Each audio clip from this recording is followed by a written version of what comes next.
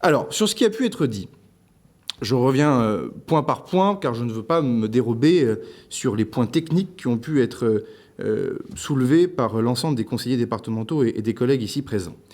Monsieur Recourt, oui, on peut se satisfaire que les impôts n'aient été augmentés qu'une seule fois et que ce ne soit que la mutation, que les droits de mutation et la fiscalité indirecte. Le président Legendre vous a répondu, je n'y reviens pas. Pareil, on peut se réjouir que la CVAE ait été dynamique, mais le fait que la CVAE soit dynamique, c'est pas tout à fait grâce à nous dans cet hémicycle, c'est quand même aussi avant tout grâce aux chefs d'entreprise qui ont le courage d'investir et de créer une dynamique économique. Donc malheureusement, nous ferons aussi avec la CVAE qu'on nous donnera dans les mois qui viennent, et c'est les aléas que vous citez, je vous rejoins bien volontiers sur le fait que de toute façon, il faudra que nous soyons adaptables en permanence pour nous adapter aux mauvaises nouvelles, mais aussi aux bonnes nouvelles, car le président de la République a annoncé que la croissance reviendrait, donc ça veut dire que la CVAE augmentera et qu'on peut probablement parier, si le même gouvernement ne nous enlève pas la moitié de cette CVAE en produits de recettes, sur des rentrées nouvelles, mais je demande à voir. Sur le tableau noir et les quelques chiffres qui peuvent évoluer. Pardon, mais Pascal Lehongre, un excellent vice-président en charge des finances, l'a rappelé. Le 100 millions d'euros d'investissement dont on nous a rabattu les oreilles pendant toute la campagne électorale, et je m'en rappelle très bien Jean-Louis Destan me le dire sur le plateau de France 3 Normandie pendant la campagne. Quand on commence à gratter un peu, on s'aperçoit que c'était déjà pas 100 millions d'euros. On est plus près de 90 millions d'euros que de 100. Donc, moi, ce que je vous propose, commissaire aux finances présent dans cet hémicycle, c'est de bâtir un budget le plus sincère possible, le plus juste possible. Et évitons justement ces effets d'annonce, parce que 100, ça fait un chiffre tout rond. Non, 100, c'est pas 90. On est à 10 millions près. Donc 100, ce n'est pas 90. Sur le chiffre de 80, c'est ce que l'audit nous propose. Oui, là aussi, ne feignons pas de découvrir que la baisse des dotations de l'État peut entraîner une panne de l'investissement, une crise de la commande publique et au passage une crise pour l'ensemble des entreprises qui travaillent pour nous. Oui, ne feignons pas de découvrir qu'à un moment donné, peut-être que l'investissement devra diminuer pendant cette mandature. Je ne le souhaite pas. Je ne le veux pas. Je ferai tout pour. Mais comme l'a dit Daniel Jubert, on n'augmentera pas les impôts. Et par voie de conséquence, il n'est pas non plus question de creuser l'endettement. Donc, effectivement, puisque l'épargne brute chute depuis 2011 et que personne n'a tiré sur le manche, fondamentalement, ça peut avoir un impact sur l'investissement et malheureusement sur la seule collectivité dans ce département qui a une force de frappe en matière d'investissement absolument colossale, même si bien sûr toutes les communes mis bout à bout ont une force de frappe supérieure. Mais en tout cas, nous on le sait très très bien, entre les routes, les collèges, etc., que nous sommes absolument déterminants. Le SDIS, j'y reviendrai en conseil d'administration du SDIS. Le colonel que je salue, directeur départemental du SDIS, fait des efforts avec l'ensemble de ses équipes, officiers, sous-officiers, hommes du rang, personnel civil, pour justement produire des économies. Le SDIS se prépare aussi à générer des efforts. On doit le faire dans la plus grande transparence. Et je pense d'ailleurs, mon colonel, qu'on devra créer une commission ad hoc au sein du conseil d'administration du SDIS pour associer l'ensemble des non-conseillers départementaux et du collège des élus pour justement créer beaucoup de transparence, puisqu'il n'est bien sûr pas question de renier sur les questions de sécurité du personnel ou de nos concitoyens. Cela va sans dire. Mais on l'a dit, un schéma de mutualisation entre le SDIS et le département est en cours. Oui, faut-il une direction des finances au SDIS et une direction des finances au département? Je ne le crois pas. Faut-il une direction de la commande publique au département et une direction de la commande publique au SDIS? Je ne le crois pas. Pareil pour les RH, mais j'y reviendrai dans un instant. Moi, je le redis sur le côté tableau noir, je renfonce encore le clou, mais Monsieur Recourt, quand vous dites que votre optimisme vous conduit à penser que l'État compensera à l'euro près les dépenses que nous allons faire. Mais j'ai juste une question. Pourquoi l'augmentation de l'enveloppe du RSA n'est déjà pas compensée ? Pourquoi, alors que c'est une obligation constitutionnelle, puisque c'est écrit dans la Constitution que chaque dépense transférée aux collectivités locales doit faire l'objet d'une compensation, pourquoi l'État, mais d'ailleurs sous le gouvernement Sarkozy, et encore plus vrai maintenant sur le gouvernement de Manuel Valls, pourquoi nous ne sommes pas compensés ? Eh bien, j'y reviendrai lors de la plénière dédiée au RSA, mais j'ai saisi le Conseil constitutionnel avec mon collègue Éric Ciotti, président du département des Alpes-Maritimes, pour justement soulever la question de la constitutionnalité de cette non-compensation.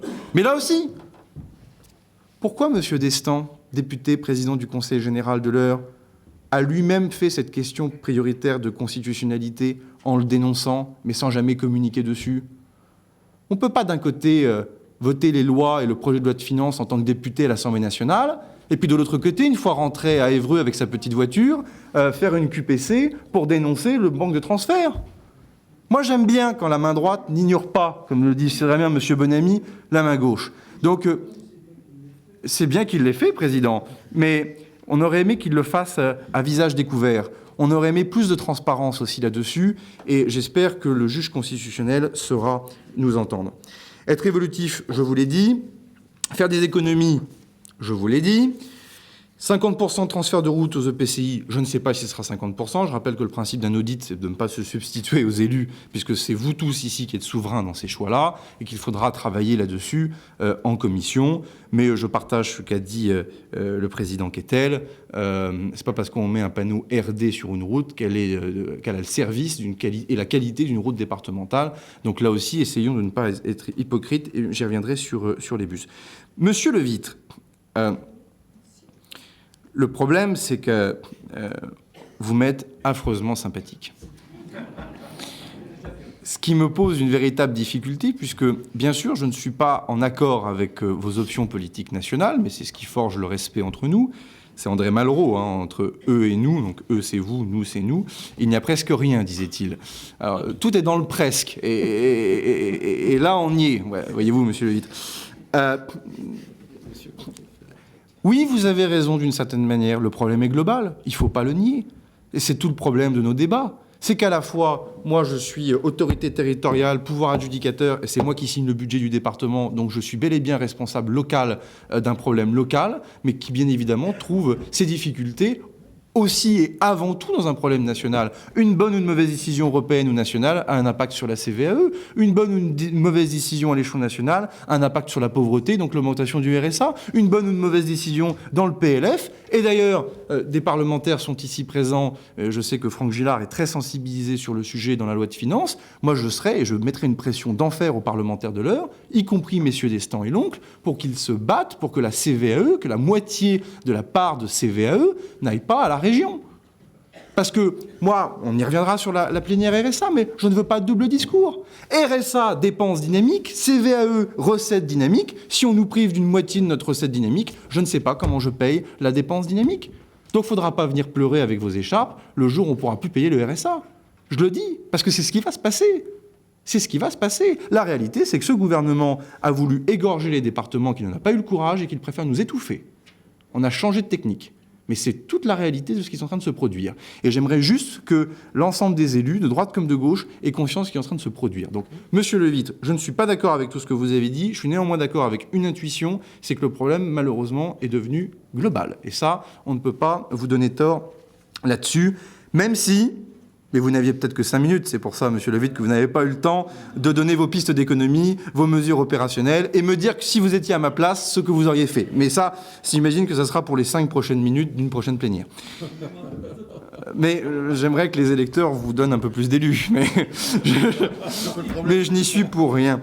Monsieur Courel, monsieur Coquelet, bon, je vous ai répondu, monsieur Coquelet, sur la méthodologie datée, enfin, je suis désolé...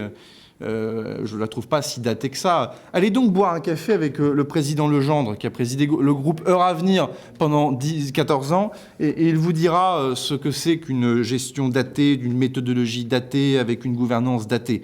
Moi, je ne suis pas là pour acheter les uns ou les autres avec un café à la buvette pour une subvention avec un abribus pour faire taire un de mes opposants. Moi, j'ai la clarté de dire les choses telles que je les pense. La réalité...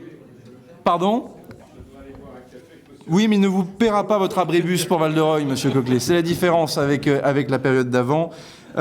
Blague à part, monsieur Courel, vous listez plein de points, une fois de plus, fidèle à vous-même. Vous connaissez bien l'institution, vous en avez été le vice-président. Je serais malhonnête si je disais que vous ne connaissez pas l'institution et que vous n'avez pas exercé en plus vos fonctions avec même du cœur, parce que vous êtes un élu engagé ici, mais vous faites preuve de précision sur le constat, donc... jusqu'à relever la casquette préfectorale de mon voisin de gauche. en malmenant un tout petit peu, mais avec gentillesse et votre sourire éternel, le cabinet d'audit sur le reporting des ressentis. Vous allez même jusqu'au contenu des politiques menées par l'excellente DDEAT, et je tiens à le dire pour pas qu'il y ait de malentendus, mais il n'y a pas la même précision sur les mesures d'économie. Il n'y a pas la même précision sur les solutions. Il n'y a toujours pas d'explication, ce pourquoi vous, en tant que vice-président avec le président d'Estan, vous n'avez pas tiré sur le manche pour éviter que l'avion ne se prenne la montagne. Il n'y a toujours pas d'explication sur mes 30 000 € d'épargne brute qui partent en fumée chaque jour pendant 3 ans. C'est là-dessus que j'aurais aimé vous entendre, parce que moi, ça m'intéresse. Le citoyen que j'étais, puis le maire de Vernon, puis maintenant le président de département que je suis, ça m'intéresse, moi, de savoir pourquoi on a 30 000 € dans les chaussettes tous les jours depuis 3 ans. Donc ça, c'est quelque chose d'important sur lequel je n'ai entendu personne. Bien. Monsieur Kettel. Alors, malheureusement, si je dis du bien de vous, on va encore nous reprocher d'être, vous et moi, trop intelligents pour se parler. Donc, on va essayer d'être complètement idiots et de quand même se chamailler un peu. Pareil, monsieur Kettel, je vous aime bien. C'est un peu comme monsieur Levitre. On se demande pourquoi monsieur Destan ne vous a pas écouté plus tôt. Parce que tout ce que vous dites là, c'est ni de droite ni de gauche. C'est juste plein de bon sens. Alors après, ça pose des questions. Ça suscitera des débats aimables avec mon voisin de droite. Ça pose des questions aussi sur qui fait quoi. Ça pose des questions, mes chers collègues, car c'est d'actualité, de CDCI, sur la taille critique de nos intercommunalités. Ah oui, quand on a une grande intercommunalité, c'est plus facile de reprendre des routes que si on est tout petit. Ça fait partie des choses que j'ai déjà dit en CDCI et que j'aime à rappeler ici. Et c'est ce que j'explique à certains de mes collègues qui bordent la vallée de la Seine et le Vexin en ce moment. Moi, ce que je vous propose, je crois que vous êtes commissaire aux finances, je crois qu'en tant que président de pays et maire, vous menez déjà un certain nombre de dispositifs. J'ai cru entendre parler d'insertion dans les politiques de contractualisation. Je crois que vous êtes le seul territoire à vous être lancé concrètement et pleinement là-dedans jusqu'à présent. D'ailleurs, je vous en félicite. Voilà, moi je ne vous propose qu'une chose, c'est de mettre à la moulinette, avec le vice-président Lehongre et le président Recourt, l'ensemble de ces idées, sans vous garantir qu'elles seront toutes reprises, mais en vous disant que bien volontiers, on les étudiera. Et j'y reviendrai d'ailleurs dans un instant, vous verrez sur le phénomène bus vide que j'ai des choses à dire.